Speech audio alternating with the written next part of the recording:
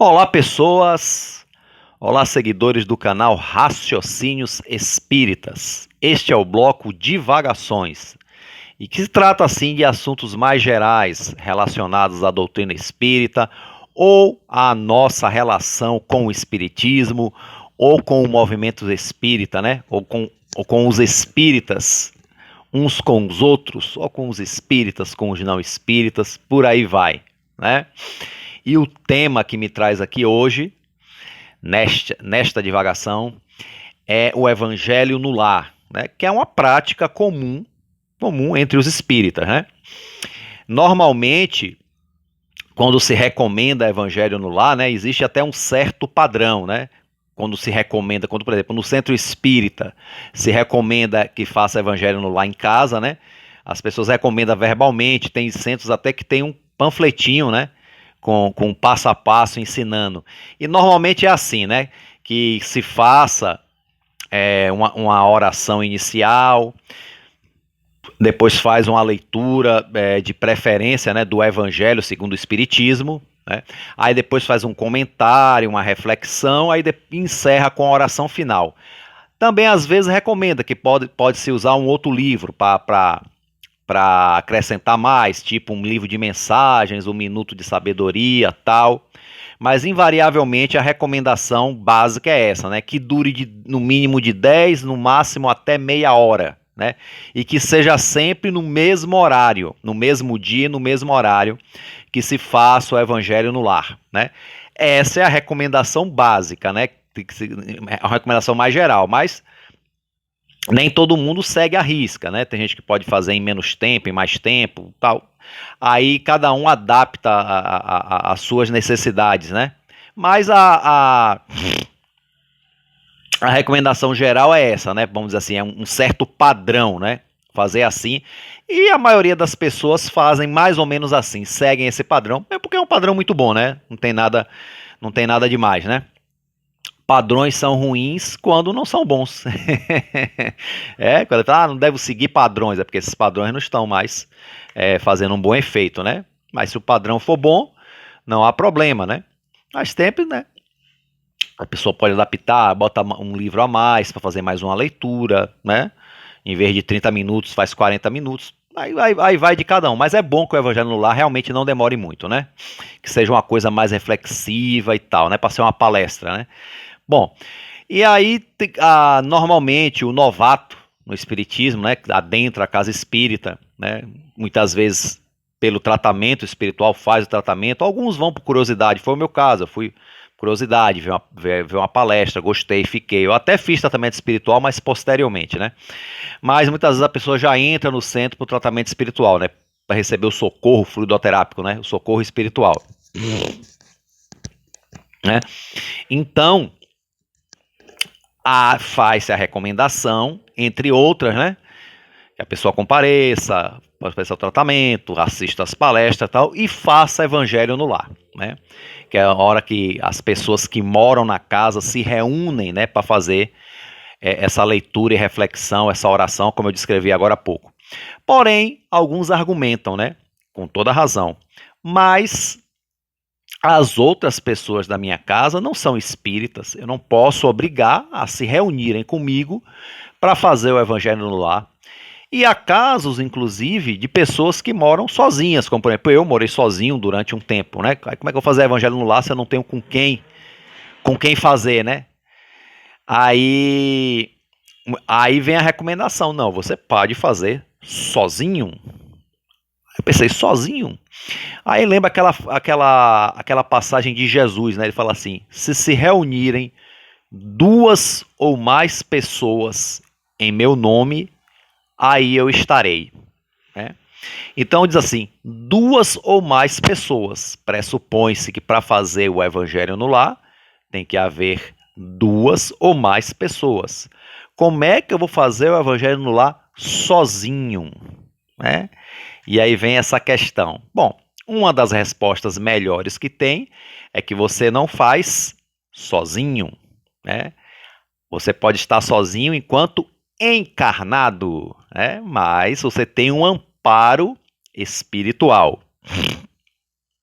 Então você faz a mesma coisa que se fizesse junto com as pessoas da casa. Você tira um dia da semana, um mesmo horário toda semana, e durante esse espaço de tempo de 10 minutos, né, a meia hora, você faz a leitura e a reflexão, né? É uma coisa, se você morar sozinho, se você morar com pessoas, mas que não sejam adeptas, não queiram fazer o evangelho no lar, você se fecha no seu quarto ou qualquer cômodo da casa que você possa ficar tranquilo, né? Se você não achar nenhum cômodo da casa, mas na minha casa realmente não tem como, que realmente às vezes acontece, gente, não tem nem como eu me isolar para fazer isso. Existem casos assim. Então, sei lá, procura outro lugar, vai para uma área de onde você mora, sei lá, né? Acho que assim, quando a gente tem uma vontade, até a espiritualidade pode nos ajudar a dar um jeito, achar um canto ali no condomínio que a gente mora ali, que a gente possa ficar, fazer a leitura, ou ou até mesmo no ambiente de trabalho, no horário de almoço, você consiga um canto lá, uma sala para você fazer, né? Também não vai ser evangelho no lar, né? Vai ser evangelho em outro lugar, mas vamos lá, vamos botar o lar aí como sua mente, né? Onde você mora, né? E aí muda um pouco o sentido, mas o ideal é que seja em casa mesmo, né? É isso aí. Muitas pessoas, muitas pessoas, inclusive, alguns espíritas que eram intitulados. Eu faz tempo que eu não escuto essa expressão, mas havia um grupo de espíritas chamado espíritas. Como é que é, gente? Eu esqueci. Ó, peraí, fugiu o nome. Fugiu o nome.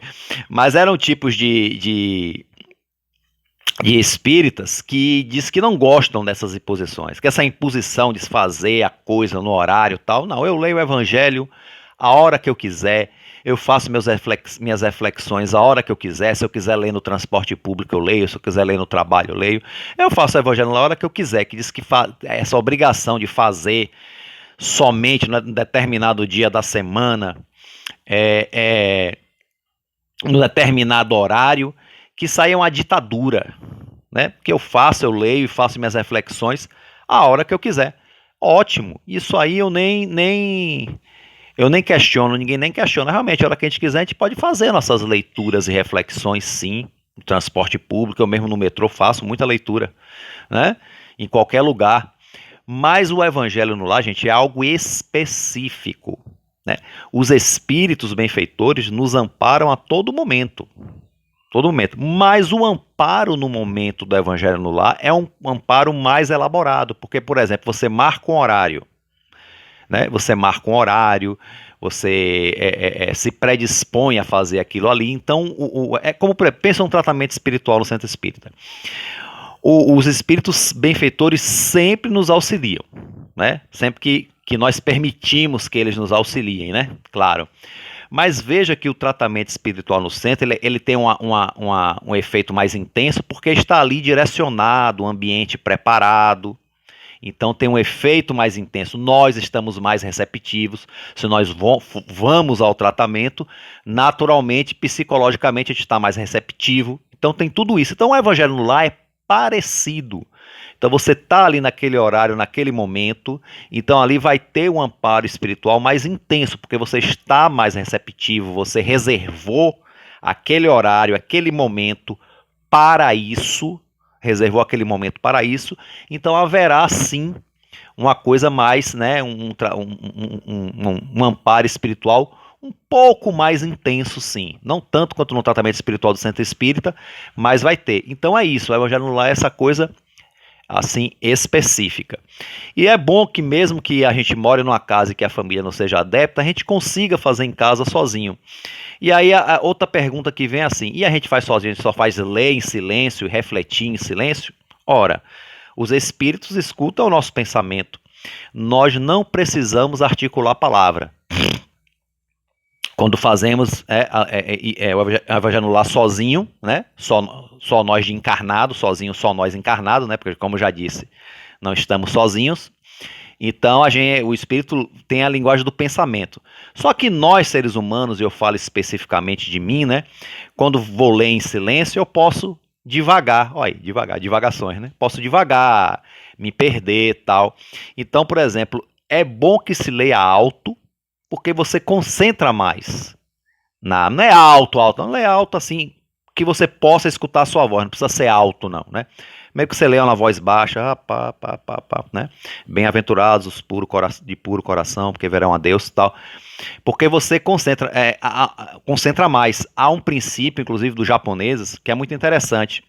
Para eles não esquecerem, isso eu vi uma reportagem, achei muito interessante. Para eles não esquecerem as coisas, eles verbalizam. Olha que interessante. Então, por exemplo, agora eu não saio mais de casa e esqueço luz acesa ou ventilador ligado, porque assim, eu apago a luz do quarto e falo, luz apagada.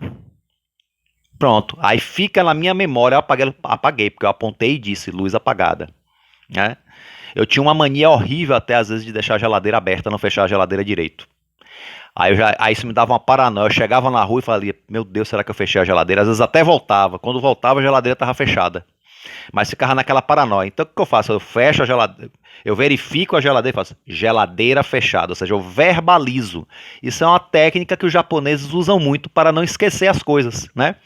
Luz apagada, porta fechada, janela fechada. Então você verbalizando, isso aí fica mais na sua memória, né? Para pessoas assim, né? Como eu, mais desconcentradas, né?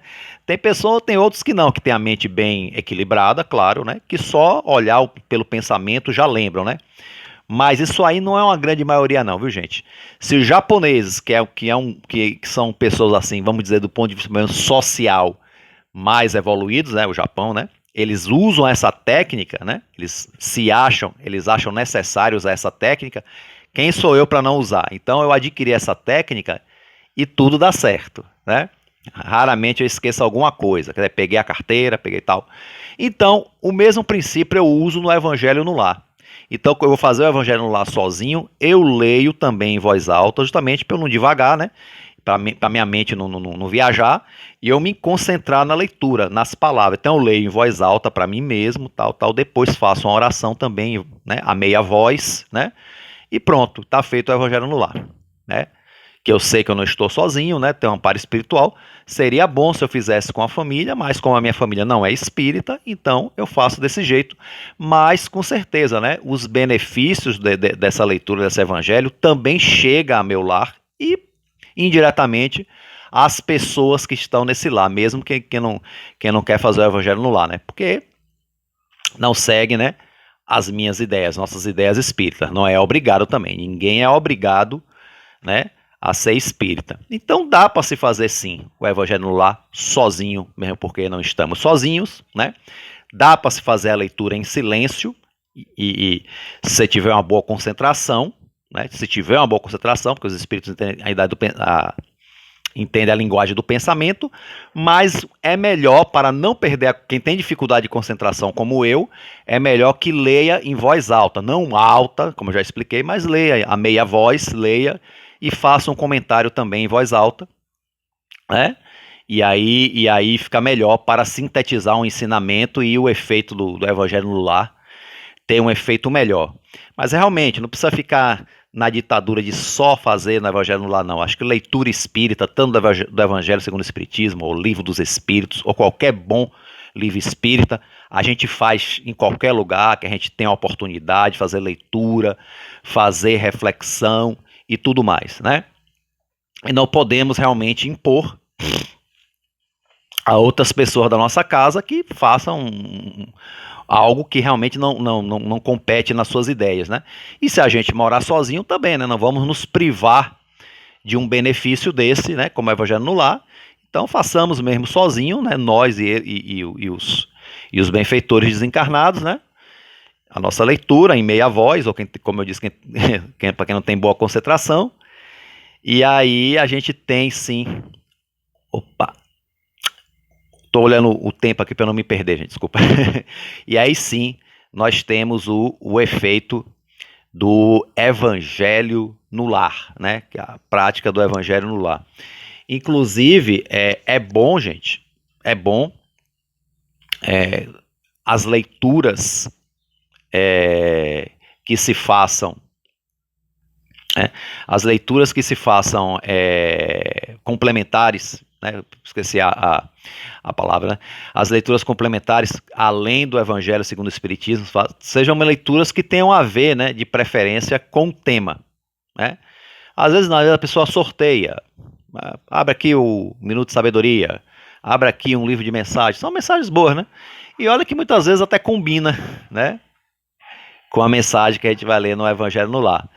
Mas é bom que se tenha um tema, se possível, né? Aí talvez seja até um achismo meu, que se tenha um tema